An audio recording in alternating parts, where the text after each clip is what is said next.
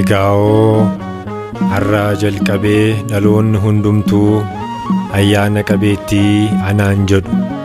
Wangeela Luqaas boqonnaa 1:48.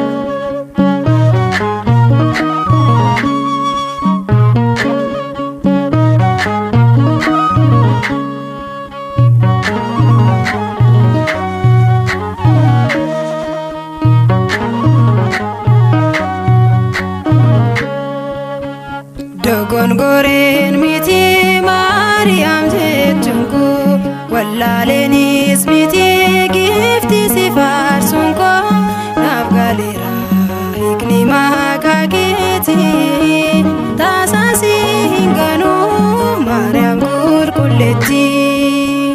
Dogongoren miti Mariam jettunko wallalenis miti gifti sifarsunko nafgalera ikni makaketi tasasi hinganu Mariam kurkuleti.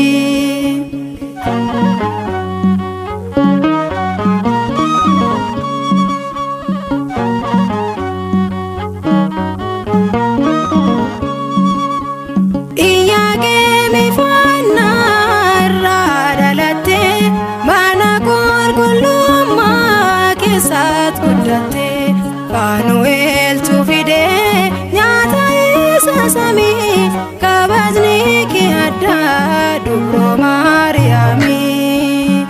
Dogongoren miti Mariam jettunko wallalenis miti gifti sifarsunko nafgalera ikni makaketi tasasi hinganu Mariam kurkuleti.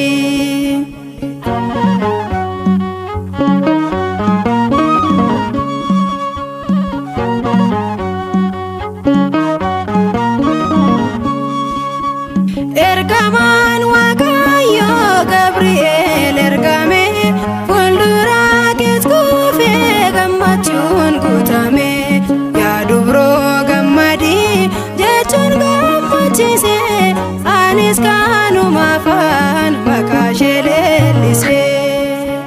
Dogongoren miti Mariam jettunko wallalenis miti gifti sifarsunko nafgalera ikni makaketi tasasi hinganu Mariam kurkuleti.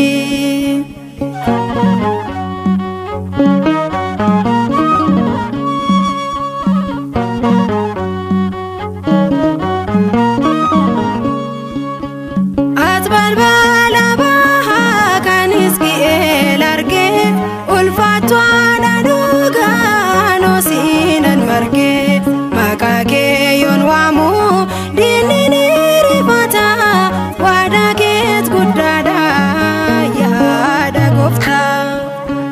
Dogongoren miti Mariam jettunko wallalenis miti gifti sifarsunko nafgalera ikni makaketi tasasi hinganu Mariam kurkuleti.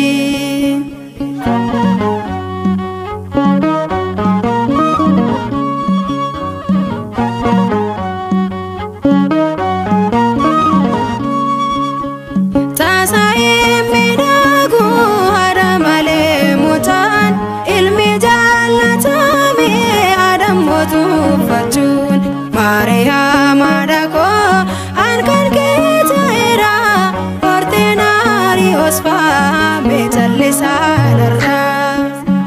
Dogongoren miti Mariam jettunko wallalenis miti gifti sifarsunko nafgalera ikni makaketi tasasi hinganu Mariam kurkuleti.